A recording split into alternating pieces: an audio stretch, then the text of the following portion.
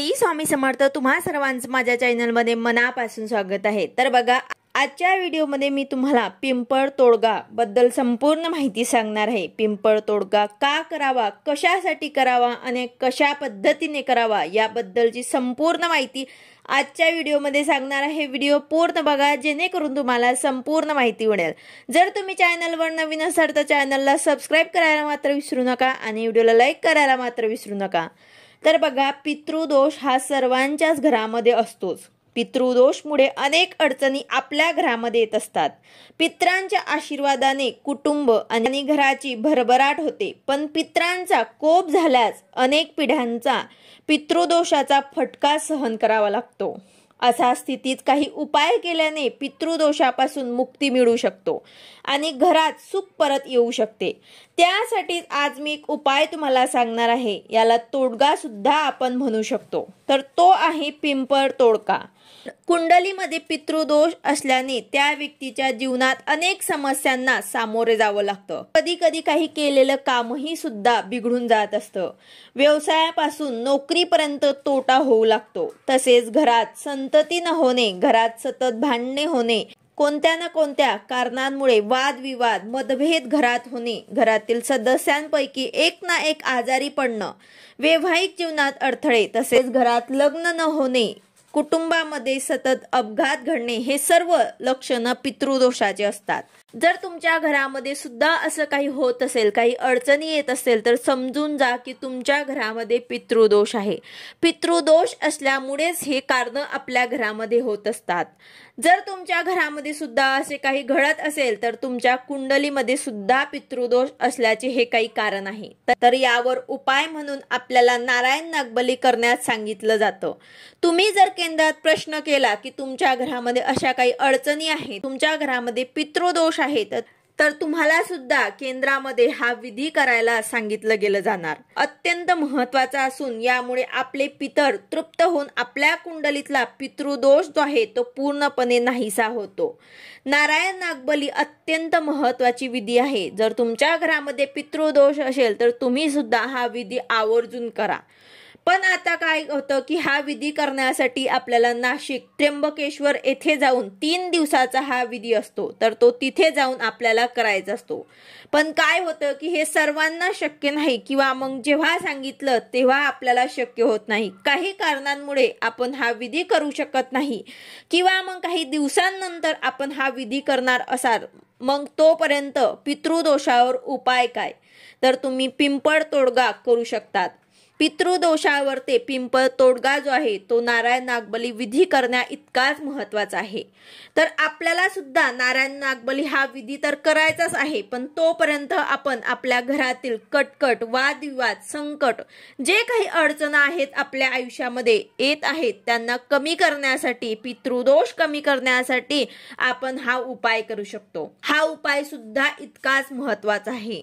हा उपाय सुद्धा पितृदोष कमी करण्यासाठी एवढाच प्रभावी आहे। तर तुम्ही सुद्धा आता पितृदोषापासून, त्या त्रासामधनं बाहेर निघायचं आहे, तर यामधनं तुम्हाला बाहेर निघायचा मार्ग म्हणजेच पिंपळ तोडगा। तर तुम्ही सुद्धा हा उपाय करून बघा। यामुळे कुठल्याही प्रकारचा पितृदोष असेल तो नाहीसा होईल। पितृदोषापासून तुम्हाला मुक्ती मिळू शकते। तर हा उपाय, हा तोडगा तुम्ही कशा प्रकारे करू शकतात, तर बघा, यासाठी आपल्याला काहीही खर्च करायची गरज नाही। फक्त घरातल्याच वस्तू आपल्याला घेऊन हा तोडगा जो आहे तो करायचा आहे। तर यासाठी तुम्हाला काय वस्तू लागणार आहे की तुम्हाला अर्धी वाटी गाईचे दूध घ्यायचे आहे, अर्धी वाटी त्यामध्ये पाणी घालायचे आहे, आणि चिमूटभर हळद आणि चिमूटभर काळे तीळ तुम्हाला त्यामध्ये टाकायचे आहे, आणि हे मिश्रण तुम्हाला पिंपळाच्या झाडाला टाकायचे आहे। रोज तुम्हाला 41 दिवसांपर्यंत हे मिश्रण जे आहे ते तुम्हाला पिंपळ झाडाच्या मुळाशी टाकायचं आहे। फक्त नियम एकच आहे की 10 वाजेच्या आतच तुम्हाला सकाळी हे मिश्रण जे आहे ते पिंपळ झाडाच्या मुळाशी टाकून यायचं आहे। आता जाताना आणि येताना कुठेच जायचं नाही, किंवा कोणासोबत सुद्धा तुम्हाला बोलायचं पण नाही। तसेच पिंपळ झाडाची प्रदक्षिणा किंवा पूजा सुद्धा आपल्याला करायची गरज नाही। फक्त हे मिश्रण तुम्हाला त्या झाडाच्या मुळाशी टाकून घरी परत येऊन हातपाय धुवायचे आहे। अगदी साध्या आणि सोप्या पद्धतीने हा उपाय, हा तोडगा आपण करू शकतो। आता याच बऱ्याच महिलांना प्रश्न असतो की आम्ही शहरात राहतो, मग गाईचे दूध नसले तर म्हशीचे घेतले तर चालेल का? तर अजिबात नाही, तुम्हाला गाईचेच दूध घ्यायचे आहे। तुम्ही 1 दिवसाला गाईचे दूध आणून ते 2-3 दिवसांपर्यंत वापरलं तरी सुद्धा चालेल। फ्रीजमध्ये ठेवा आणि थोडं थोडं वापरा, पण गाईचेच दूध तुम्हाला या तोडग्यासाठी लागणार आहे। तसेच मध्येच जर घरात सुतक, विटाळ किंवा मासिक पाळी आली तर हा तोडगा तुम्ही करू शकणार नाही। ते दिवस तुम्हाला सोडून पुढे कंटिन्यू हा उपाय तुम्ही करू शकतात।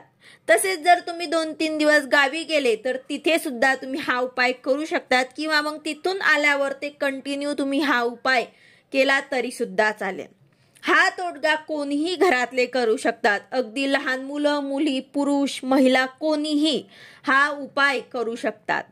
त्याचबरोबर आता आपल्याला प्रत्येक सेवा करतो, काही उपाय करतो, तर त्यासाठी आपण संकल्प घेत असतो। तर यामध्ये आपल्याला संकल्प वगैरे घ्यायची सुद्धा गरज नाही। आपल्याला हा तोडगा जो आहे तो पहिल्या दिवसापासून सुरू करायचा आहे आणि 41 दिवसांपर्यंत कंटिन्यू हा आपल्याला तोडगा जो आहे तो करायचा आहे। यामध्ये कुठल्याही प्रकारचे नियम नाही, फक्त नियम जो आहे तो फक्त आहे की 10च्या आत तुम्हाला हे मिश्रण जे आहे ते टाकून यायचं आहे।